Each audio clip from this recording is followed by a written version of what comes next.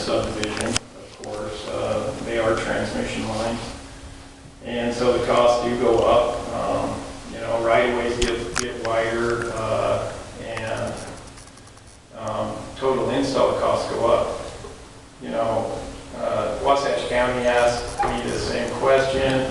The industry standard, I mean, the answer, the majority of industry and vendors that we talk to give us an estimate of 4 to 7 times as much. 4 to 7 times. Now, if you happen to hit any type of extremely hard digging, I mean, I think everybody knows that that makes those costs go up. We do have some areas in Midway, just from being an electric utility in the area, there is very hard pot rock shelves there that are extremely expensive to get through. They're expensive to get through with just our typical distribution installation, much less installation like this. And who ultimately pays for this project? Is it the users, or is it? Are we seeing a increase on our utility bills, or how is this project funded? Well, the project will be funded some by impact fees, some by rates, and you know, I can't answer how Rocky Mountain Power will fund their portion of the project, but by putting both utility companies on the same poles, there is major cost savings to just Heber Light and Power doing it alone and getting over, you know, building the line alone. So there's savings in scale by both utility companies working together. And what is that scale? Well, it depends on how much underbuild we put on it, meaning distribution lines on it. But just as a rough estimate, through the course of the project, if we didn't put any underbuild on any of the lines, they would be paying for roughly 80 and we would be paying for 20%. And so I can understand the pot rock situation and even a river. You know, how do you mitigate a river and stuff like that? What to do, but it seems 4 to 7 times it seems to be a little bit more swallowable than 14 times. So that just seems a big discrepancy. $1 million a mile to 14, you know, 7 million I can understand, and 4 million I can understand. Both of them still pricey, but then at the point of 14, all of a sudden that's a big jump.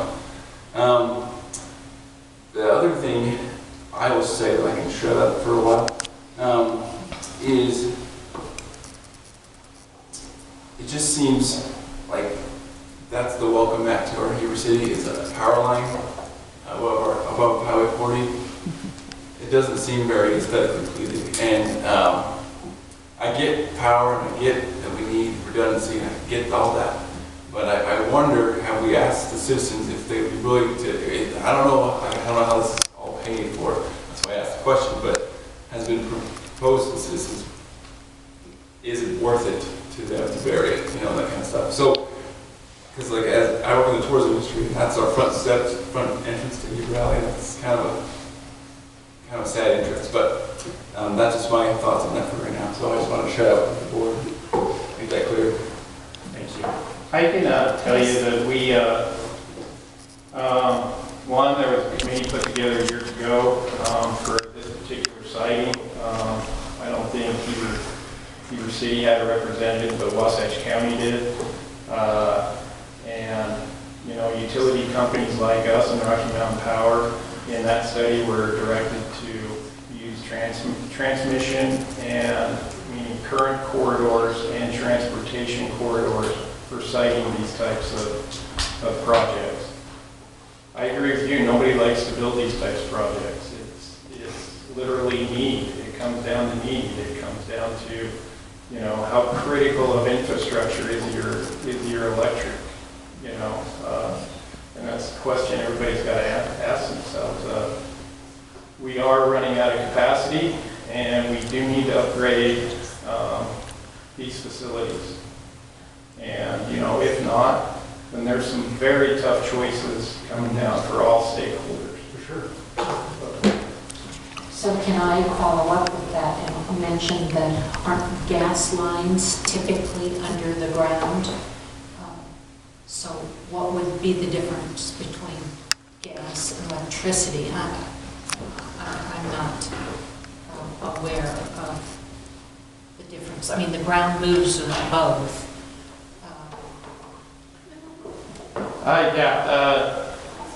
Cooling, you know, electricity is, we're isolating electricity from the ground.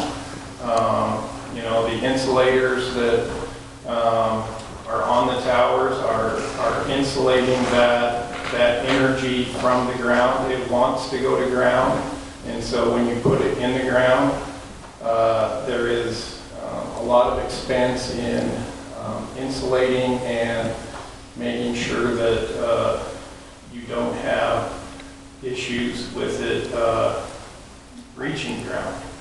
So, Jason, you may have said it earlier. Where's Rocky Mountain bring their power in today where you pick it up? Is it in Midway?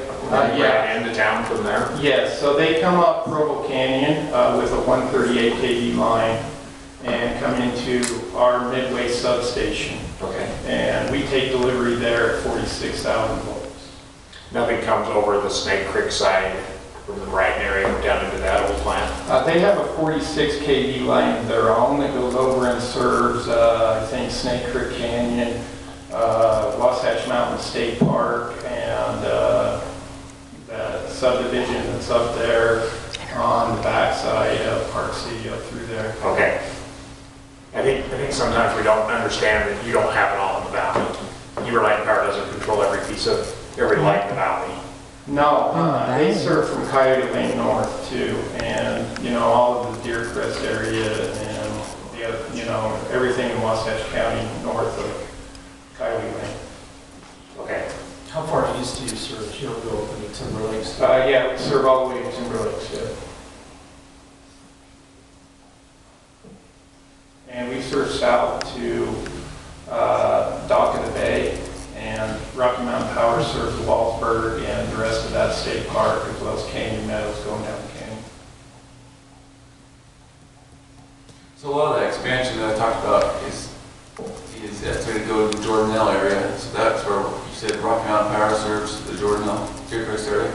Yeah, they have a substation just at the, you know, just this side of the dam, their Jordanelle substation.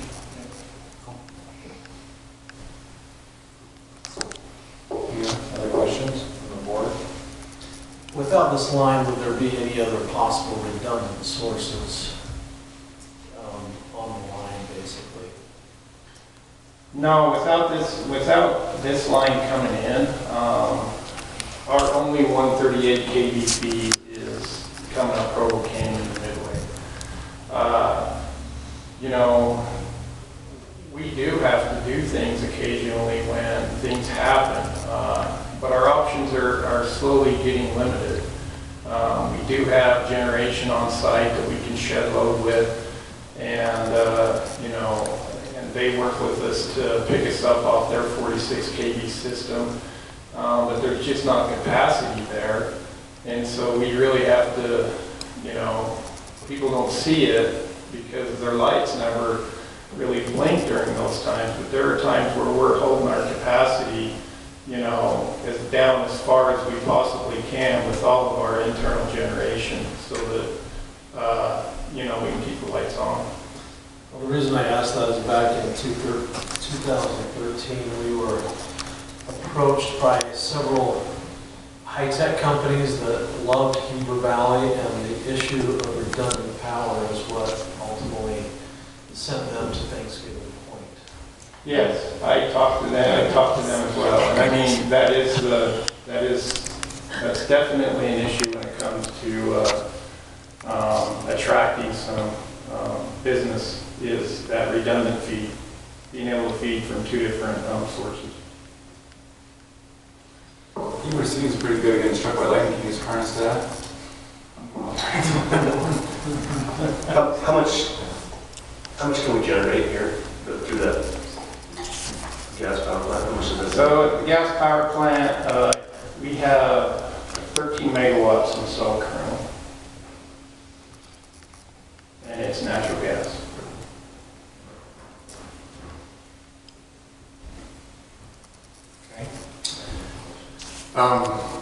Thank you. Any members of the audience like to address this or ask any questions? Maybe we can ask Mr. Corlin to stay close in case we do have some questions this morning. Do you have any diagrams of these 110-foot poles? Did you come up to the mic and state your name for the record?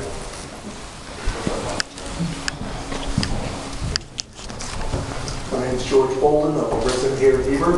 My question is, do you have a diagram by chance of one of these? There's what the poles would look like.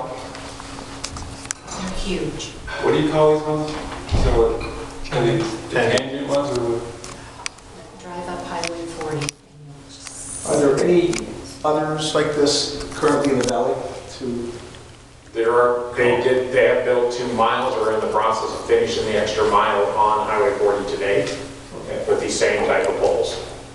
So what is this in the valley for? Going down towards the... Towards Park City. Towards Park City. On the right-hand side, those new ones they put in, are those 110 feet?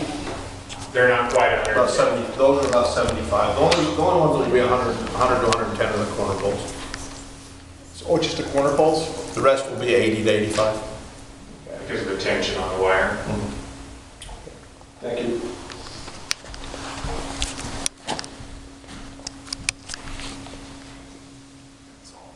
Are you taking public comment now, or you just Yes, want we're questions? taking public comment now. My name is Willie Holtman. Lived in Valley for quite some time now.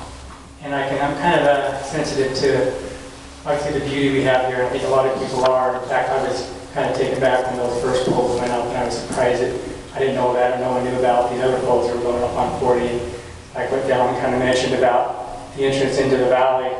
So many, you see those poles already there.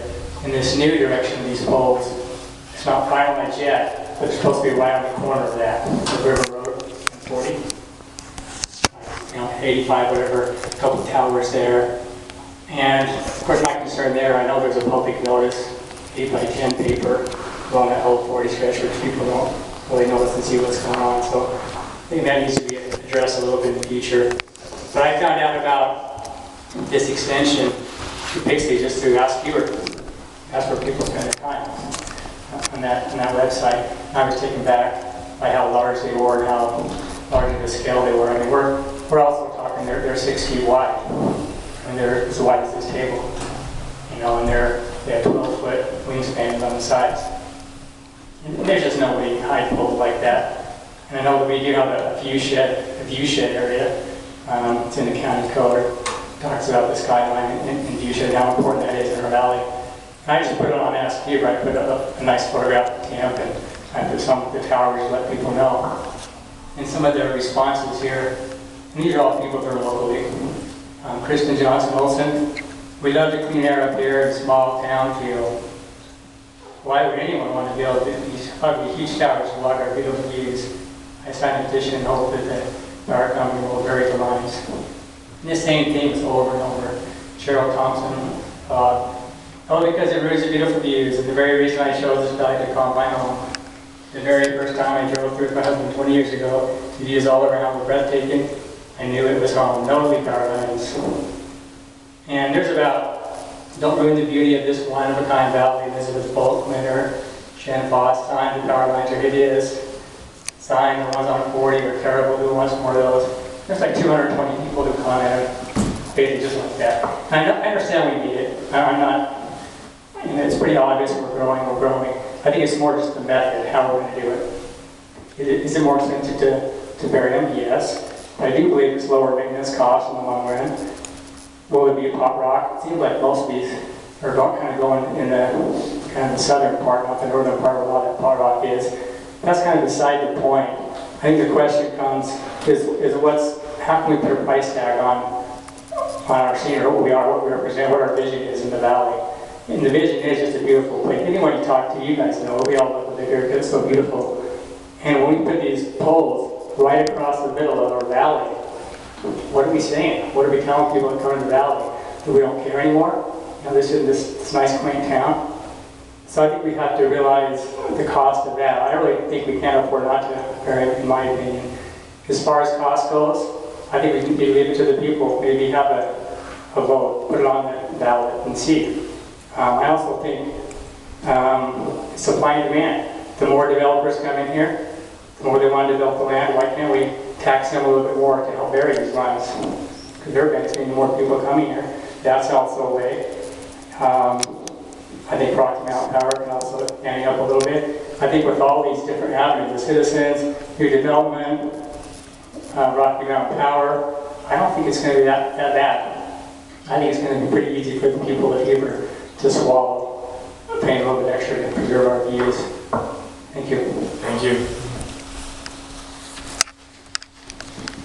Any other comments from the audience?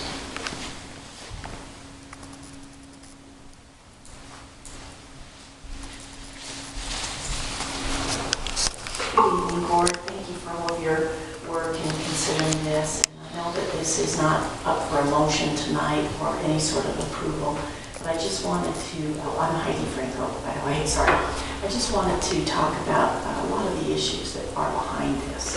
You know, obviously this has been a long time in coming, and it has a dramatic impact on our city, not only for energy needs, but again, for what we are even here for, why we're even living in this valley. You know, we're not a valley like Sevier Valley or Salt Lake Valley or Utah Valley that is so large, right? Something like this is minimized just by the size of the valley. We have a small valley. And this kind of project is going to stick out like so many sore thumbs that everybody in the valley is going to notice it, just like they have already with the polls. I know that our code is perhaps a minimal code when it comes to any sort of mitigation that you might be asking about, or any kind of studies that you might want, you know, before just approving something like this. And there's a lot of work that has to be done to improve our code so that we could be more prepared for a project like this. And hopefully that's going to be forthcoming, right? But I just want to say that it's taken literally decades for Heber Light & Power to get to this point. And obviously their board and their staff and Rocky Mountain Power staff has been very few people that have come up with this decision. And I'm just asking you, and of course the Heber Light & Power has also asked this to be continued, but I'm asking you to continue this until many more people can get involved, can have a say, can look at this with new eyes, bring in new expertise, and try to come up with a much better solution that fits our valley, that fits our values, that does preserve what we love here, and yet will allow capacity and growth in the future. You know, I'm sorry to say, when I was on the Heber Light & Power Board, I could see how high their debt level was. And that's not maybe the current board's fault to a great degree. It was a previous board before that. But we're paying for another decade plus on old technology. And what we need to do is figure out how to get new technology that can help prevent or provide a solution for us that is not so glaring and such a blight as I feel these lines are in our valley. Nobody expected it to come this fast. It's come this fast. Our code's not ready. I don't think this proposal's ready to go. I think that there's a lot more work and a lot more people that need to get involved in this kind of plan for our valley's future. And so again, I appreciate that Heber Light & Power is asking for this to be continued. But now let me give you another little insight. Jason Norland referred to a study that a member of the Wasatch County Council had participated in back in 2006. And it's right online. It's called the Summit Wasatch County Energy Summit Plan. And in that plan, Rocky Mountain Power themselves gives a list of criteria for what they will follow when siting these kinds of transmission lines. And yes, it's about existing easements, and there are some within our city. But there's a lot that they're asking for that are not existing easements, and that would have to be bought, and that will cause property devaluation. That's another issue, all right? But back to this study that Val Draper participated in, right, as a member of the county council. It said use existing easements. It said don't go by residential areas if you can help it, right? Don't go by residential areas. This is asking for residential areas. It's saying to use open space, but do we really want these lines around Southfield Park and to go across by the rodeo grounds and just completely hem in that park and all the beauty that we love at that park? I tried to ask that it not go in front of the railroad because that's the #1 tourism spot for our county. And they moved it, but now it's all around Southfield Park in the county convention center. And, you know, that's what's come before you today. Another thing that the criteria listed back in 2006 was to not go to entities with a low threshold of uses, or I should say criteria, a low threshold of criteria for the permitting process. Okay, I'm sorry to say, I just don't feel like this criteria is being followed. Another criteria that they agreed to back in 2006 was to provide geotechnical studies for these kinds of massive projects. Okay, I think that's something that you as a bare minimum could ask for, is a geotechnical study. I know our code doesn't require it, but because our code doesn't require it, you really have a blank check here to say, well, then we're going to require it. Okay, because your own Rocky Mountain Power's own study said that they would provide that.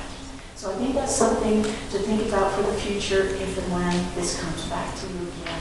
I feel like you should have the information you need to make an excellent choice that's going to benefit, right? We're looking for win-win solutions here, not for win-lose situations. And I feel like this is a win-lose to the degree that it's going to create that scar across our valley that we'll never recover from. And as Maddie said, once that easement is granted, they will only put in bigger lines, you know, like those big transformer lines that look like steel structures with arms, right, that stand up. I mean, that's the future once this is granted. So, you know, thank you for considering and just continuing this so that more people can look at it. I hopefully there's, you know, some better solutions that can cause a win-win for this situation. Thank you. Thank you. Other comments? Maggie? Yes, I'll make another one that hasn't been mentioned yet, and that is the health issues that could potentially come from these high-tension power lines, both to humans and to the animals that perhaps we eat eventually or eat a product of that animal. And those kinds of things should be taken into consideration, I think. Okay.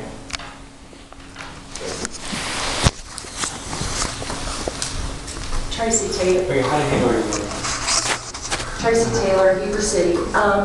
There are just a couple things that were brought up in the Planning Commission meeting last week at the county that I just want to mention as well, as to possible reasons why we need to continue this and work on it the next few months and get more people involved. For Heber City and the county to be on the same page, along with Midway City, to see this whole plan as a whole project, not little sections that they need approved down the line, that it really, all the public entities need to be in the same room in a town meeting to discuss this whole project. So that was brought up the other night. Secondly, there's a lot of easements that were granted back in the 70s here that they had no idea these type of lines would be coming right down their property. So there's easement questions that haven't, they don't have easements for a lot of these areas of this project. And thirdly, my concern is, you know, we're talking about putting it along the bypass road. I was in a UDOT meeting a couple months ago where now they're talking about doing a study starting in January, finishing next summer, where UDOT is going to do a feasibility study First of all, to see where that's going to go. So we're not even sure where the bypass would go yet. UDOT has to do that study. And secondly, if it's feasible at all to do the bypass. That's part of their study, is whether it's feasible for them to do it. So to say this line is going to go in a certain direction from, you know, where Heber City is over to the substations and everything, that's all up in the air. The bypass road is not etched in stone at this point, and UDOT is still determining whether they're going to do it. And my concern is the line's going right through the north fields, taking out a big chunk of the north fields, and that's some of the wettest property in the valley, and that is what a local landowner said to me. So they're concerned about it as well. So just some more reasons why we're wanting to continue it and look at this and come back in February with more information from that. Thank you. Thank you. I think, any other comments? I think the key points in my mind are that Heber Power is not doing anything wrong here, trying to pull the wool over our eyes. They're trying to be proactive to protect the valley with that line. They recognize that we have grown, we're going to continue to grow, and so they're trying to come up with a way to protect us so we have power to be able to have this valley and everything we want in it. I think the other side of this is that our local governments own and run the Heber Power. They need to have a constant plan on how they're going to manage the valley. We're in this power issue because we build houses here, and that's what we do here. We build houses, we build schools. We do not improve infrastructure when we build houses in this valley. We continue to add on to old infrastructure and then wonder why we have to replace it. I recommend, as a chairman of the Board of Adjustments, we do continue this, and we recommend that part of our motion should be that the local governments need to come up with a plan for the valley. Work together, not against each other. That's why we're in this quandary right now. We're all trying to play our cards against each other to get what we want. Wasatch County wants something, we want something as Heber City, Midway wants something, and it tends to be different every time. We work together, we could find a solution to this problem that would make it manageable for the taxpayers of this valley, because ultimately we're on the hook for this. Rocky Mountain Power is going to pay for some of this. There's no doubt about it. They're a for-profit company. But ultimately, Heber taxpayers are going to pay for this infrastructure that we put in to support the way of life that we want moving forward. And so, as board, I'd like to entertain a motion for its continuance with some guidelines of what we'd like to see from Heber Light and Power, maybe similar to what Wasatch County has asked for, on studies, more information, because I think there are some definite questions on cost, how those costs would be borne, what are our options on how to make this more attractive to members in the valley. Burying it is always a great option to make it disappear, out of sight, out of mind, but it may not be the most cost effective, just like Tracy mentioned in the North Fields. Water is a problem, and with power, that's even a bigger problem. And this is a generational project, as Jason said. So we need to make the right decision here. So like Heidi said, we're not continuing to pay for things. Our families and our children are not continuing to pay for our mistakes.